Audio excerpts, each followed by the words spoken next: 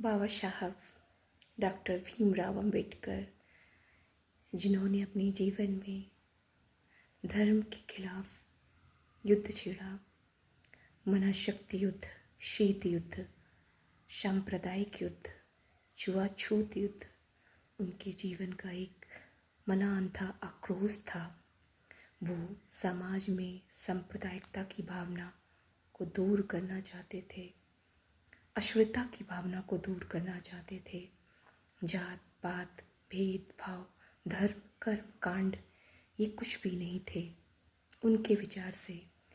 ये ऐसे विचार हैं जो एक मानव का मानव के प्रति जो मानवीय नीति होती है, मानवता होती है, जो एक दूसरे के प्रति संवेदनशीलता होती है, उनका इसमें खतरा था। वो जानते थे कि जात पात, छुआछूत की भावना से अगर समाज चलेगा तो कभी भी एक दूसरे के प्रति भावुकता, दया नहीं हो पाएगा। और हम ये चीज़ अच्छी तरह से जानते हैं कि जात पात मानवीय बनाव है, न कि ईश्वरीय। मानव ने बनाया है, ईश्वर ने नहीं। ईश्वर ने तो सिर्फ हमें इस दुनिया में लाया है, हम इस दुनिया में ईश्वर के ही द्वारा आए हैं।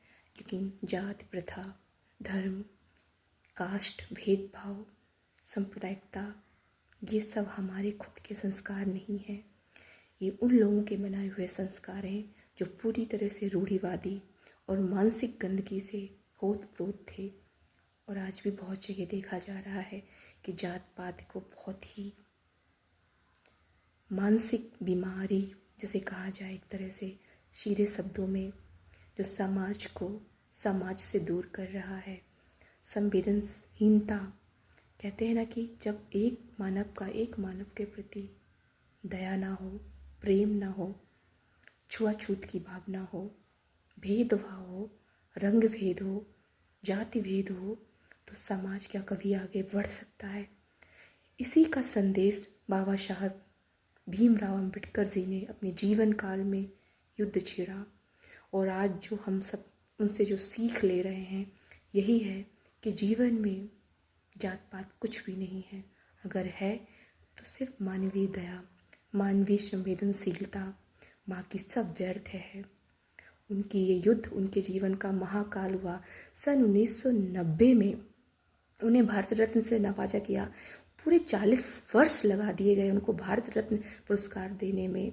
ऐसा क्यों? क्योंकि उन्होंने अपने पूरे जीवन, मृत्यु के 3 महीने तक उन्होंने ये